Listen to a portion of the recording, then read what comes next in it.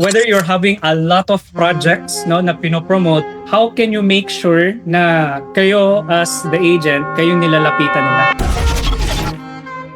Sa loob ng 1 hour, you're going to discover 3 secrets. Grabe, no? May secret pala sa automation. So, secret number 1 is the autopilot system. Meaning, this is how are you going to acquire or paano ka magkakaroon ng system na 24/7 kukuha at kakausap ng clients or prospect mo even if you're asleep or kahit tulog ka. Okay? We're going to tackle that one. And secret number 2 is this is more onto like brand in the box. So, paano magmukhang big time professional agent agad-agad. No, even if you're starting pa lang. And secret number 3, I'm going to reveal you the 5-star agent. The secret number 3 natin is paano automatic maging top-rated agent sa area mo.